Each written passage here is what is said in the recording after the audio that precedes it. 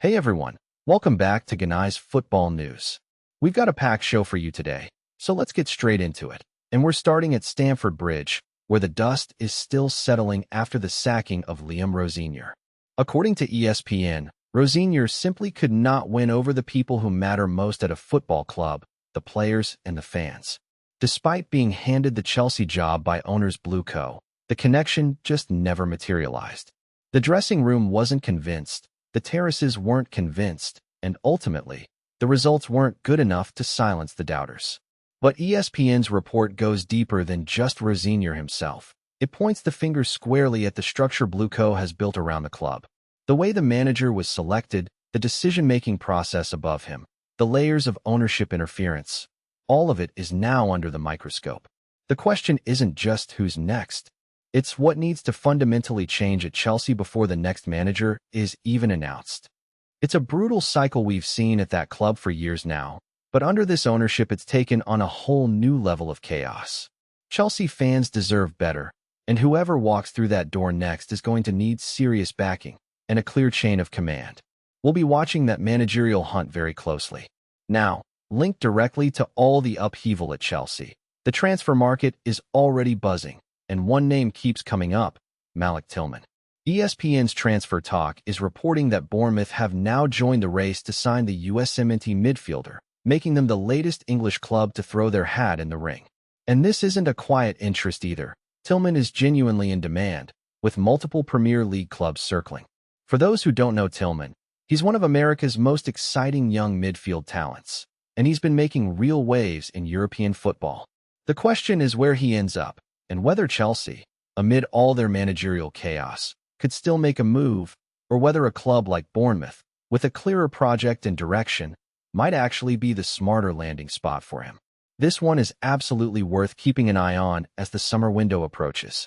Transfer Talk will have updates, and so will we, right here on Genai's Football News.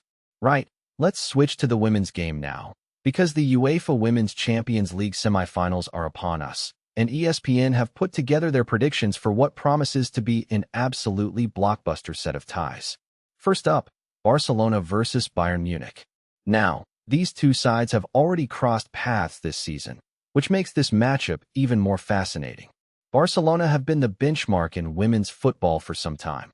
Technically brilliant, relentless in their pressing, and with incredible depth in the squad. But can Bayern cause an upset over two legs? ESPN's analysts are leaning towards Barca to come out on top, but they're not writing Bayern off completely. Then there's Arsenal versus OL Lyonnais, and this is the one that has me personally buzzing. Arsenal have been one of the stories of the Women's Super League this season, and they'll fancy themselves against even the mighty Lyon. But Lyonnais have European pedigree like almost no other club in the women's game. They know how to win in the big moments. According to ESPN's predictions, this could genuinely go either way. The stakes are as high as they get, and the first legs are going to be absolutely crucial. This is must-watch football. People, make sure you're tuned in. Now to the big one in the men's game, the Premier League title race. It's Manchester City versus Arsenal, and BBC Sport have gone all out, pulling together pundits, journalists, and fans to predict how the remaining fixtures will play out and who lifts the trophy.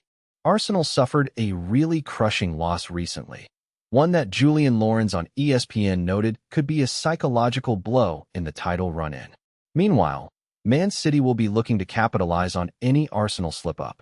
The margins are incredibly tight, and every single game from here until the end of the season matters enormously.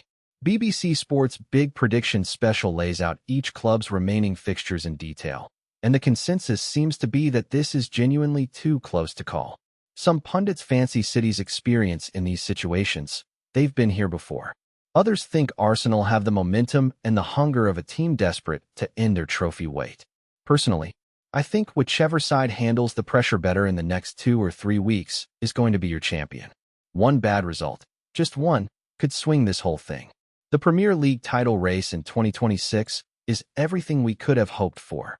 Moving on now, and this is a story that caught my attention. Goalkeeper James Trafford has been speaking candidly about his debut season at Manchester City, and it hasn't been the fairy tale he would have hoped for. According to BBC Sport, Trafford